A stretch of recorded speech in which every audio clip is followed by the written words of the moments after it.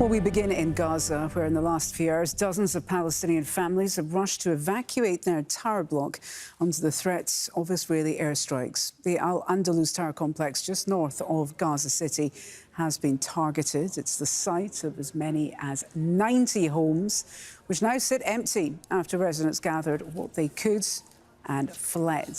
Well, this was the moment one of Israel's warning shots hit.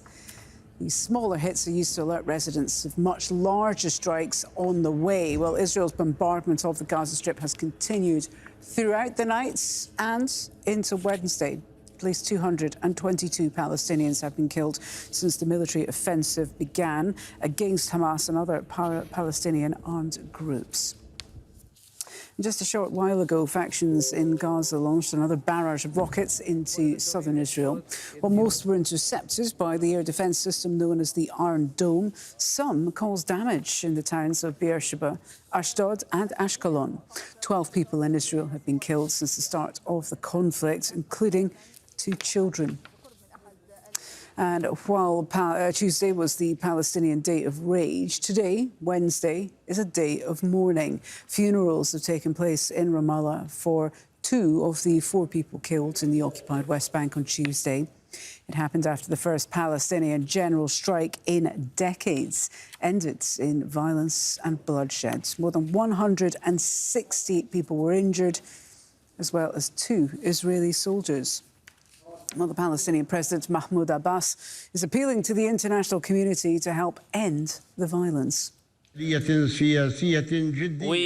call for an immediate cease of hostilities against our fellow Palestinian Gaza Strip. Then we can engage in any dialogue, which will no doubt culminate with ending the Israeli occupation, the establishment of a Palestinian state with Jerusalem as its capital, and a fair and just, agreeable solution of the refugees, including the UN resolutions, in order to have a permanent, lasting peace in the region. Well, we have correspondents on both sides of this conflict. In a moment, we'll go to Imran Khan, who's standing by for us in southern Israel. First, though, let's get the latest from Yumna Al-Sayed, who joins us from outside the Al-Shifa hospital in Gaza. Yumna, how has the situation been in the last few hours? And what's the latest from where you are? It's still the 10th day of aggression here in Gaza. The raids are still going on. The Israeli raids are still going on. The targeting has not stopped.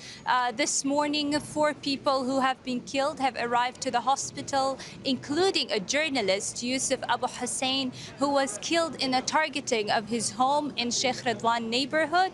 A number of people who have been wounded because of the way of the raids that haven't stopped since the early hours of the morning and until now have also arrived to Shifa Hospital.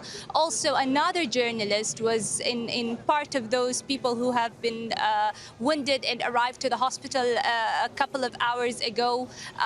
We witness a lot of humanitarian crises that are going on now due to the amount of people who are displaced and evacuating their homes because of the targeting every now and then, and the crisis of the corona and the amount of people who are being displaced and put in little areas together, like the UNRWA schools and governmental schools, and the health crisis that are still going on in the hospitals due to the outages of power and lack of water, and Israel not allowing any humanitarian or medications to aid to enter the Strip in order to help out these hospitals now in these crises.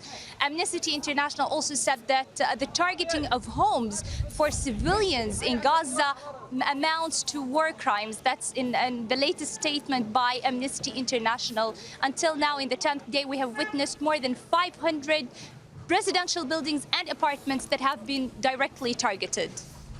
OK, Yumna Al-Sayed there, live for us outside the Al-Shifa hospital. Yumna, thank you very much for that update. Let's take you now to southern Israel. Imran Khan is standing by for us there. Imran, we just heard the view from inside Gaza, but in Israel, they're also facing barrages of rocket fire. What more can you tell us? Well, I can tell you that in the last hour, we did see a big barrage of rocket fire coming from Gaza Strip, which is just behind me over there. Now, I have to say, the Iron Dome defense system, that's a rocket defense system which shoots up smaller rockets that blow those rockets as they're going over, blow them up, did actually work. It happened kind of above our heads, actually, and we saw at least 6 or 7 rockets explode, but some of those rockets did manage to land in the city of Ashkelon, which isn't far from where I'm standing right now. And that's of a real concern to the aid agencies, particularly the United Nations. They've got trucks parked outside of Kerem Abu Salem crossing into Gaza. That's not very far away from where I'm standing. Also, the the barrier crossing is about 2 kilometers that way. They've been there for 24 hours. For 24 hours, they've been negotiating with the Israelis to open that barrier crossing and let that aid in. Now, the Israelis shut the barrier crossing on Tuesday after allowing a couple of trucks through, after it came under mortar attack from inside Gaza, where one Israeli soldier was injured. Now, there has been a tit-for-tat going on. By no means anywhere near fair or anything like that. But what the Palestinian factions are saying is that their positions were attacked before the convoy entered near Kerem Abu Salem, and that's why they attacked that crossing. All of this means that this aid is simply stuck at the border. But Hala, you have to remember, this isn't a magic wand. This isn't all the aid that Gaza needs. It's actually just a tiny amount. And if they can't get that in, it doesn't bode well for any kind of ceasefire, for any immediate movement. The aid agencies, the United Nations, is hoping that they might be able to get it in at some point today, but the Israelis don't seem to be moving on that. OK, Imran Khan, they're bringing us the very latest from southern Israel. Imran, thank you very much indeed.